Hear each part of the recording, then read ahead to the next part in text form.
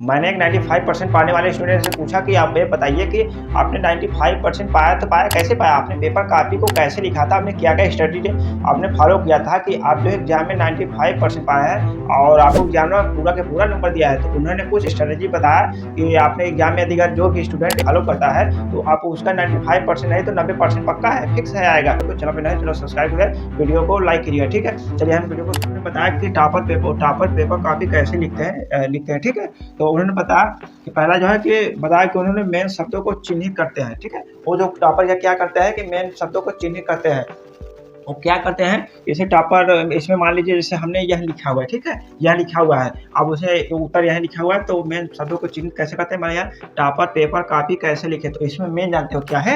Main क्या है, जैसे मान लीजिए हमारे हिसाब से मेन है पेपर कॉपी, तो हम पेपर कॉपी पे आप क्या करेंगे, शब्दों को मेन को चिन्हित करेंगे। अगर चिन्हित कर दिए तो जो एग्जामिनर पेपर कॉपी चेक करता है तो एग्जामिनर का तो ध्यान किस पे जाता है, तो चिन्हित किए हुए शब्दों पे जाता है। तो इन शब्दों को चिन्हित किए हुए तो इन शब्दों पे जाएगा, तो राइट क्लिक करके चला जाएगा, क्योंकि एग्जामिनर को क्या होगा कि पेपर कॉपी चेक करने में कम समय लगेगा। एक कहावत है, यदि एग्जामिनर को आपकी पेपर कॉपी चेक करने में जितना ही कम समय लगेगा उतना ही आपको अच्छा मार्क्स मिलेगा। तो ऐसा आप क्या कीजिएगा कि पेपर कॉपी भी जब चिन्हित करेंगे तो उसको एग्जामिनर क्या होगा कि पेपर कॉपी आपको चेक करने में कम समय लगेगा। जब कम समय लगेगा तो आपको फायदा होगा, आपको अच्छा नंबर देगा। इससे क्या कीजिए, मेन शब्दों को आप चिन्हित कीजिए, ठीक है? उन्हें दूसरा बताया कि बड़े प्रश्नों को सबसे पहले करते हैं, बड़े प्रश्नों को, क्योंकि जो है टाइम बहुत कम होता है, तो टाइम बहुत कम होता है तो बड़े प्रश्नों को सबसे पहले क्यों करते हैं, क्योंकि ज़्यादा नंबर होता है तो बड़े प्रश्न के किए, बड़े प्रश्न के छोटे प्रश्न के, फिर उससे छोटे प्रश्न है, उससे क्या होगा कि अभी जो एकदम मान लीजिए कम समय मिला तो छोटे प्रश्नों को कम लाइन में लिखना होता है,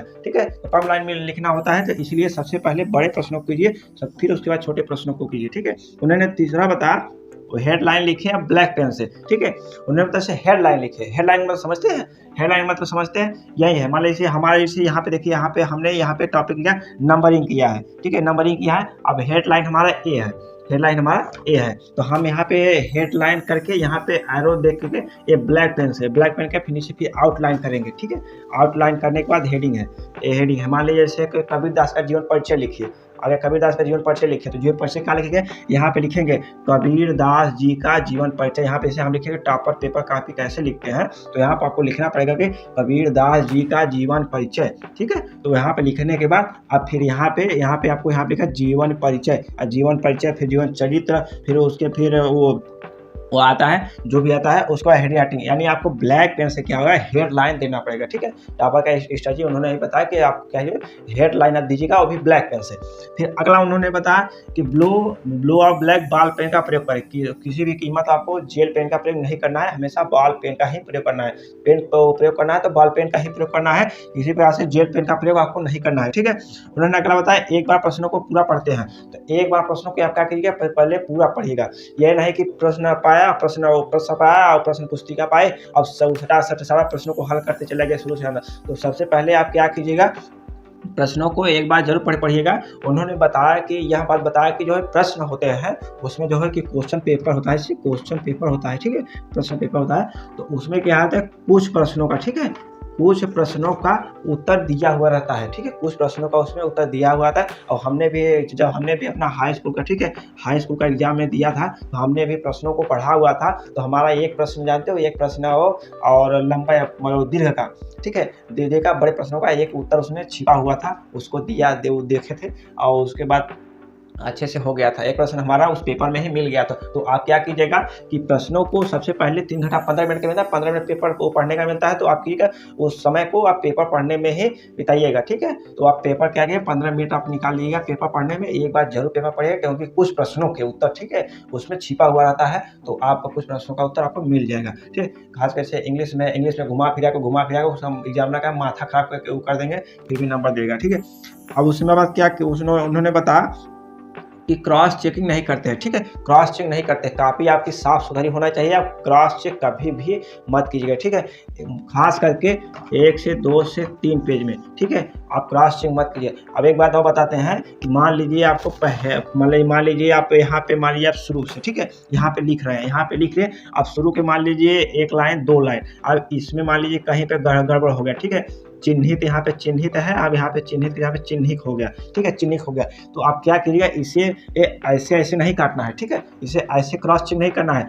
अब मान लीजिए गलत हो गया, कोई बात नहीं है, ठीक है, कोई बात नहीं है। अब यहाँ पे ऐसे नहीं करना। अब इसे मान लीजिए गलत हो गया तो अब इसे जाने दीजिए। अगर आपको ज़्यादा खराब लग रहा है तो सिर्फ एक लाइन ऐसे खींच दीजिए, बस ऐसे काटिएगा, ठीक है, ऐसे काटिएगा। अब ये नहीं कि क्रॉस चेक आप कभी मत कीजिए, ऐसे काटना हो तो ऐसे काटिए। यदि अगर मान लीजिए आपको यहाँ पे 2 लाइन 3 लाइन, अब ये इधर कहीं गलती हो गया, यहाँ पे बाल की जगह पे बात लिखा गया, ठीक है, मान लीजिए यहाँ पे बाल के यहाँ पे बात लिखा गया, तो आप यहाँ कीजिए, यहाँ पे ऐसे ही नहीं कि बात लिखा गया तो इसे वो क्रॉस चेक कर दे, ऐसा आपको कभी भी नहीं करना है। बात लिखा गया तो बात ही रहने दीजिए, उसके बाद आप आगे बढ़ जाइए, अपना आगे काम कीजिएगा, इसे जाने दीजिएगा। यहाँ पे नहीं आपको क्रॉस चेक करना है, नहीं ऐसे करना है, कुछ भी नहीं करना है। लगभग हम बोलते हैं कि यहीं पे यहाँ पर भी आप कुछ भी मत कीजिए, एग्जामिनर आपको नंबर देगा, आराम से देगा, आपको पूरा रहेगा।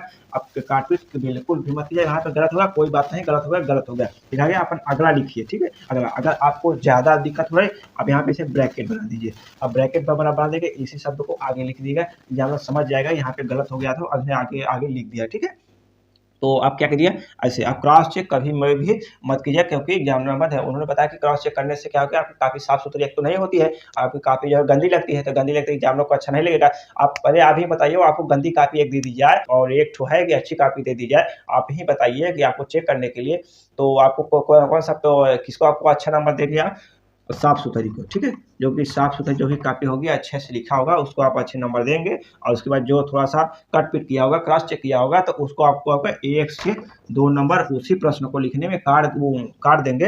अब चाहे दोनों प्रश्न सेम हो, लिखाई सेम हो, आंसर दोनों का सही हो, फिर भी 1 से 2 नंबर उसका काट लेंगे, ठीक है।